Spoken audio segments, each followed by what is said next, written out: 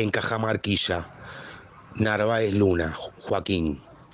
Ana María Rocchetti. Hoy, 27 de febrero de 1998, nos encontramos en el sitio de Cajamarquilla, sobre el kilómetro 9 de la carretera central de Lima, Perú, cuyo nombre original es Jicamarca. Los restos que vemos aquí están bordeados por una población o pueblo joven llamado La Chanchera, en el noreste de la ciudad, una población muy pobre, quizá la más pobre de la zona. Se trata de migración serrana instalada en lo que equivale a una villa miseria de Argentina.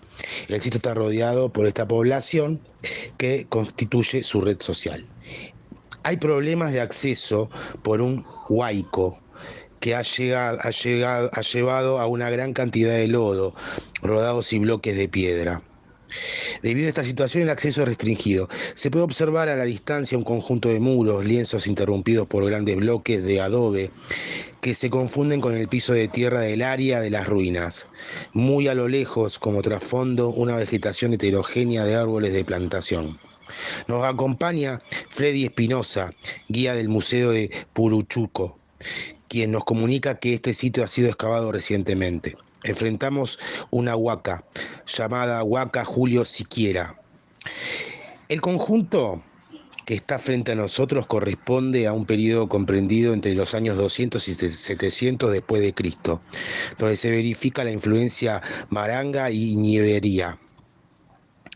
Inicialmente se interpretaban estas ruinas como resto de una ciudadela Wari, funcionando como mercado interregional, pero actualmente se propone que los Wari habrían tenido influencia, pero no son sus constructores. Sin embargo, su planta parece Wari, aunque la cerámica básicamente es local. Luego se superpone el intermedio tardío de la cultura Lima, después de la cual se produce el abandono del sitio. En una ciudadela de 6 kilómetros cuadrados, Jicamarca significa grietas del piso, lo cual alude a las condiciones edáficas de la región. El sitio está abandonado cuando la expansión inca y no fue reutilizado, lo cual constituye de por sí un enigma. Avanzando por la ruta se observa que la ciudadela está cruzada por un camino de circulación relativamente rápida. Un cartel muy amplio de cemento indica que esta es una zona arqueológica intangible que depende del Instituto Nacional de Cultura. Sobre las laderas del cerro se desarrolla el pueblo joven y las ruinas aparecen junto a la carretera. Nuestro guía informa que diariamente unas 50 personas visitan la localidad con propósitos turísticos. Se trata de un complejo conjunto de recintos construidos en barro aparentemente con la técnica de tapia. Tienen actualmente una altura promedio de unos 2 metros y un ancho de 90 centímetros. Aparecen con el enduido de la lechada de arcilla resquebrajada. En algunos casos la superficie no está totalmente cubierta por ella y también se advierte en el desarrollo de los lienzos grietas que son aproximadamente ortogonales entre sí. Los recintos son cuadrangulares y muchos de ellos tienen un perímetro de pared que no supera los 50 centímetros. Es un complejo habitacional con casas colinderas que parecieran tener espacios libres entre ellas. La amplia extensión del sitio, unas 600 hectáreas, combina multitud de pequeños recintos con construcciones monumentales. Por su tamaño, quizás sea, después de la ciudad Chimú de Chanchán, en Trujillo, la segunda ciudad de barro en extensión de la prehistoria. Joaquín Narváez Luna dice: esta ciudadela ha sido ocupada por diversos asentamientos humanos procedentes de la sierra, que cerraron los principales accesos a la ciudad de Lima. Solamente existe uno que por los huaicos ha sido modificado. Estamos entrando por un acceso auxiliar. Vamos a pararnos en un punto estratégico que es la pirámide Sestieri, para poder observar la ciudadela de la parte más alta. El doctor Jiménez Borja era un poco romántico. Él nos dice que Cajamarquilla está como partida en dos: una ciudad invisible y una ciudad visible. Lo visible es, por supuesto, lo que se ve, y lo invisible es lo que está enterrado de las primeras poblaciones. Lo visible es la construcción del intermedio tardío, 100 a 1200 después de Cristo, la última ocupación que tiene este centro arqueológico. Ana María Rocchetti pregunta: ¿con qué técnica están hechas las paredes que estamos viendo? Señor Luna responde: la técnica de toda la costa central es la misma que ustedes han podido observar en Puruchuco. la técnica del tapial, que es la mezcla de agua, tierra, paja, piedra y arcilla, y luego se lo seca el sol. Estas paredes son de estilo trapezoidal, más anchas en la parte baja y en la parte de arriba más angostas. Dicen que lo hacían para prevenir temblores o terremotos. Entre las cosas más importantes en algunos sectores de esta ciudadela todavía se encuentran reminiscencias de adobitos de la primera construcción de esta ciudad, que sería de la influencia maranga 200 después de Cristo. Eduardo Martedí pregunta: ¿adobitos como los de Pachacamac? Señor Luna responde: Pachacama, exactamente. Pero lamentablemente después de cada investigación que se hace se lo vuelve a cubrir. Entonces no se puede observar estos adobitos, solamente están las últimas construcciones. Sí, lo que se puede ver es la última ocupación que hubo aquí en Cajamarquilla de los Ichma. Eduardo Martedí entonces pregunta: ¿entonces la construcción de lo que estamos viendo no es Wari? Luna responde: no, no es Wari, eso ya está comprobado. Ana María pregunta: ¿sobre la base de qué criterio afirman que no es Wari? Luna responde: es que a Wari se lo considera un fenómeno solamente, un grupo que viene, ocupa lo que ya está construido en un determinado tiempo y luego se va. Este es el criterio que explica por qué no es construcción Wari. Antes los primeros arqueólogos, los primeros investigadores pensaban que era Wari porque los recintos eran cuadrados, ya que ese es el estilo constructivo de ellos, pero definitivamente no. Ana María entonces interviene y pregunta: ¿por donde estuvimos caminando recién, son calzadas hechas para el turismo o corresponden a la ciudadela? Señor Luna responde: son hechas para el turismo, para que ingresen los automóviles, lógicamente viendo que no haya evidencia para malograrla. De la ciudad en sí estamos visitando solamente la mitad, la otra mitad está hacia el otro lado, donde está la Huaca Vilar Córdoba, más adentro. Eso no se visita por los huaicos, está muy difícil el acceso. Ahora estamos yendo hacia la parte restaurada del lugar. Las investigaciones fueron realizadas por el doctor Jiménez Borja, pero antes vamos a detenernos para entrar a ver las últimas investigaciones que están haciendo los arqueólogos, aunque ahora están de vacaciones y no se va a poder observar.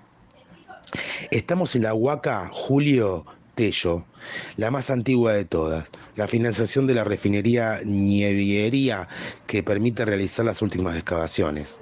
Estamos en lo que es el centro ceremonial. Se han encontrado evidencias totalmente diferentes de pequeños adobitos, los cuales se están estudiando. No puedo dar mayor información porque las investigaciones no han salido a la luz todavía.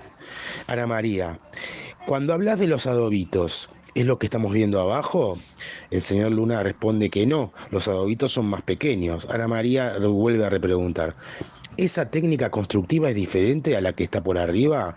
El señor Luna dice: claro, esa es la última. Ana María dice: la última es Lima. El señor Luna responde: no, perdón, la cultura Lima es todo. Ana María dice, preguntando: ¿lo que hemos visto arriba sería el intermedio final de la cultura Lima? Lo que sería la tapia, el tapial, y ahora, ¿los adobes estos? El señor Luna responde: son de formación Wari, por lo cual se la consideró una ciudad Wari. Ana María dice: ¿los adobes? ¿Y por debajo hay algo que no estamos viendo? Señor Luna responde: lo que no ven es de la primera población. Ana María dice: ¿qué nombre le da a esta primera construcción? El señor Luna responde: Maranga, pero acá se lo llama Nievería. Esto es parte de un equipo con que estuve trabajando aquí en el 96. Se hizo temporada de campo, excavaciones, este año y el año pasado, y ahora me he quedado solo.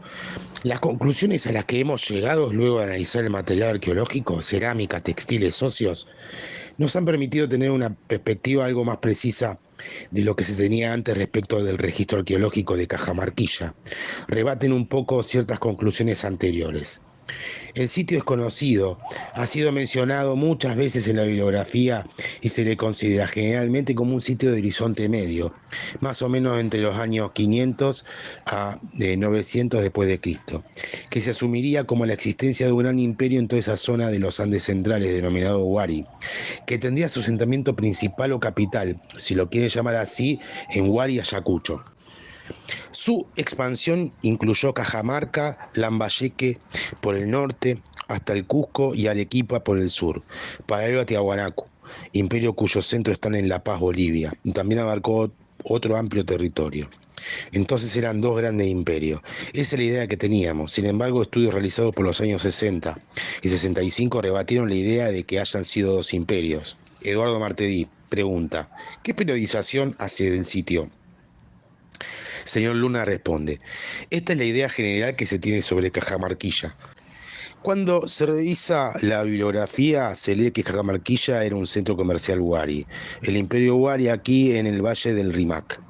Esa es la idea principal que se manejaba. Ahora con las investigaciones que hemos hecho llegamos a la conclusión de que el sitio empieza su construcción en el periodo anterior, intermedio temprano, y se asocia con una cultura local, de aquí, de Lima.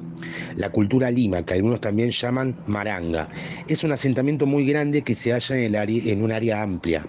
Cajamarquilla sería un sitio Lima o Maranga. Probablemente su construcción se haya iniciado en el año 300 a 400 después de Cristo. Es en esa época cuando se produce su expansión más grande.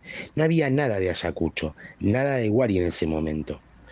Luego sigue siendo ocupado a principios del horizonte 500 a 600 después de Cristo, pero tampoco es Huari, sigue siendo Lima con influencia de Ayacucho y otras zonas, pero nada de la cerámica o tipo arquitectónico es netamente Huari. Después, a mitad del horizonte medio, el sitio se abandona y se convierte en un gran cementerio. Después de eso, hay un amplio momento de abandono, hasta después del 1200, ya en el intermedio tardío.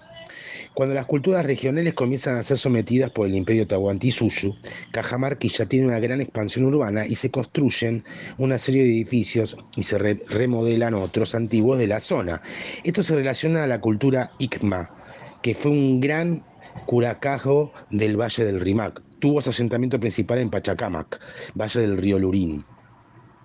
Parece ser que el sitio se abandona antes de la llegada de los incas, o cuando llegan los incas se abandona completamente. Cuando llegan los españoles en 1533, 1535, no encuentra población activa en Cajamarquilla. Ya lo ven como un sitio muerto porque los españoles registran mucho los primeros asentamientos que hay en Lima, pero no registran nada de Cajamarquilla. Eso también lo llevó a pensar que el sitio había quedado completamente abandonado.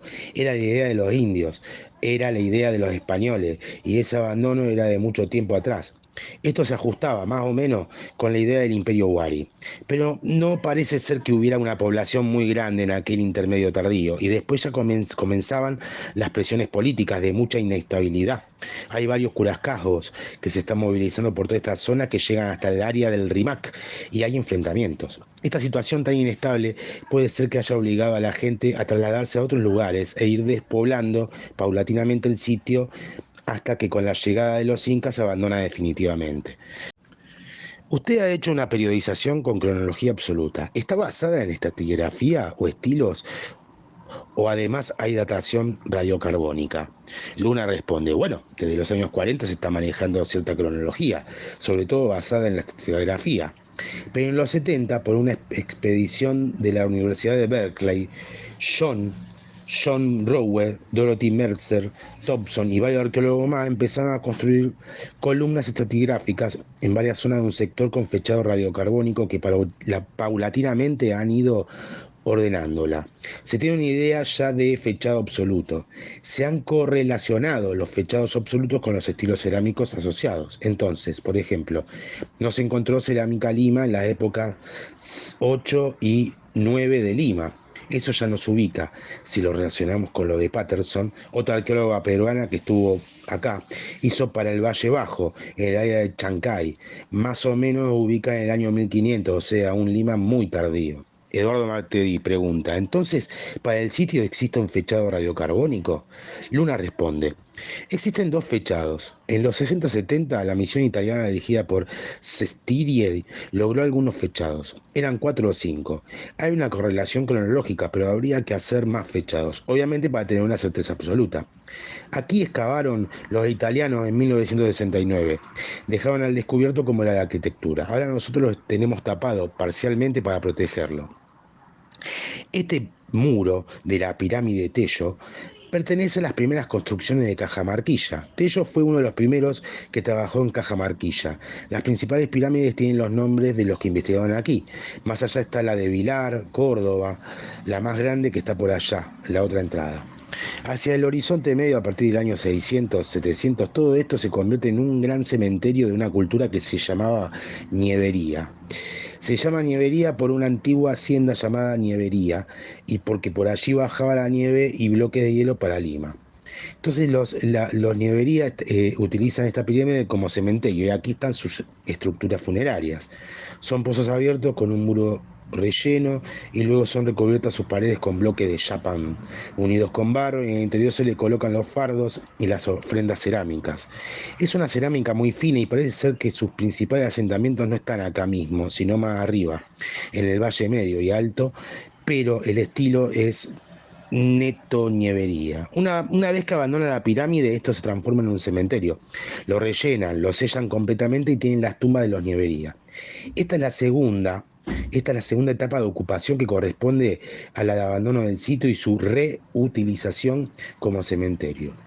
Luego viene la tercera reocupación del sitio que pertenece a la cultura Ichma, con su centro principal en Pachacamac. Entonces, en esa época, esos muros que vemos acá corresponden a las primeras épocas de construcción de la pirámide, o sea, Lima, 400 a 500 después de Cristo. Luego ven como unos pozos. En esos pozos se encontró una vajilla gigante de cerámica roja horizontalmente colocada. Esa cerámica es de la época 1, del Horizonte Medio. La cerámica Lima y la cerámica Nievería tienen influencia del estilo Chaquipampa, que es uno de los estilos que componen Huari. Acá no vamos a encontrar ni dioses de los báculos, ni los cóndores, ni los pumas altiplánicos que sí abundan en Ayacucho. Pero vamos a encontrar un tipo de cerámica de cierta influencia en su diseño y en su figura de Chaquipampa. Pero eso se entiende más por una relación realmente intercomercial con ese sitio que por una imposición de un imperio que domina las zonas políticamente, ideológicamente. Eduardo Martedí dice, ¿y eso lo asocian al 600? Luna responde, sí, a partir del año 500 porque la fusión en Ayacucho del estilo local Huarpa con el Nazca y las altiplánicas está ocurriendo hacia el año 500 y no va más allá del 600. Correlacionando esta situación que ya está plenamente fechada con lo que tenemos acá, nos permite precisar esas épocas, esos años. Eduardo Martedí, ¿y esa piedra es actual? Luna dice, sí, es para protegerlos. Todo eso fue excavado por nosotros. Fue puesta para proteger la excavación, sobre todo las estructuras que se desmoronan, y no es piedra, es chapán. El huaico, cuando carga material y lo lleva al fondo, deja una capa de arcilla, después vienen otras. Cuando esto se seca por el calor y la presión de las capas que se han endurecido, se compacta bastante y se forma esto, que es un sólido y que la gente localmente llama chapán. Entonces, ¿qué pasa? Se corta el suelo, se sacan los bloques y se ve para el relleno. Eduardo Martedí dice, le quería insistir en la siguiente cuestión. Usted hizo una serie de precisiones que dan por tierra con toda la idea previa. Nosotros hemos encontrado aquí semejanzas con Piquillacta en 3 o 4 aspectos. Uno de ellos es la magnitud del sitio, otros son las paredes en forma trapezoidal, que es igual a Piquillacta, y es la misma de Ayacucho. Y hay una última que aquí se ve generalizada, los pisos hundidos. Es decir, el primer piso en Piquillacta está por debajo del nivel del sitio.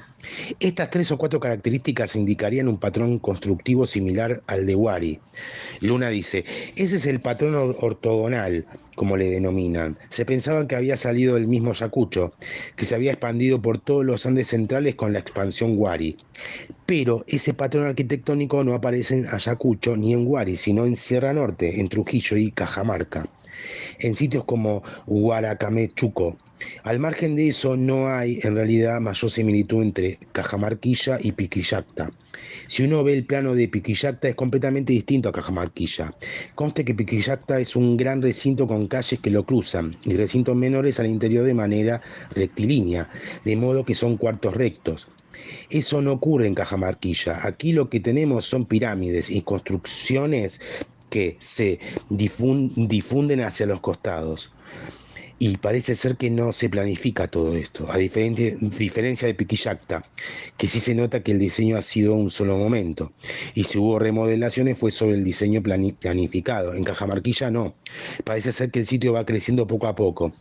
Esa es una idea y bueno, la planta es completamente distinta. Ahora usted menciona los muros troncocónicos, de base más ancha que se angosta hacia arriba. Hemos demostrado a través de las excavaciones que esa arquitectura no es Huari ni Nievería, sino del intermedio tardío, es decir, a partir del año 600, porque ya apareció en diversas excavaciones que hemos hecho. Todo el material asociado a este tipo de arquitectura es el de intermedio tardío. Entonces, se desecha esa idea de que esos grandes recintos con un solo acceso son del tipo Tiwanacoite, costeño clásico, sea del Horizonte Medio. No, no es así, es tardío, es Ichma, mucho después de la desaparición de Huari. Se pensaba que Cajamarquilla se había construido en un solo momento y todo creció en un corto tiempo, en un plazo de 200 años, pero no. Aquí hay varias superposiciones, momentos de abandono prolongado y luego vuelven a ocupar el sitio. Toda la arquitectura que se ve no funcionó en un solo momento. Esto ha ido creciendo poco a poco. Y lo último han sido los muros perimetrales de grandes recintos que se pensaban eran los canchones de Huari, pero no lo son. A lo lejos, donde está verde, se ve la pirámide al fondo. Esa pirámide se llama Huaca Trujillo. También es más o menos de esa época. Bueno, esa sí se encuentra en plena zona agrícola, a diferencia de Cajamarquilla. El gran asentamiento urbano está al margen de la zona agrícola. Obviamente estas partes del Valle Medio, los espacios potencialmente agrícolas ya quedan disminuidos, entonces se optaba por construir los grandes asentamientos fuera de esa zona. Y otra de las razones de por qué se construía acá, lo vamos viendo con el fenómeno del Niño. Los Ichma ya remodelaron toda esa zona de intermedio tardío, porque es la zona más apta para construir un asentamiento. No lo hicieron en otro lado, porque, bueno, cargaba el río y se inundaba todo. El río, el Rímac, se encuentra hacia el sur y está a unos 4 o 5 kilómetros de distancia.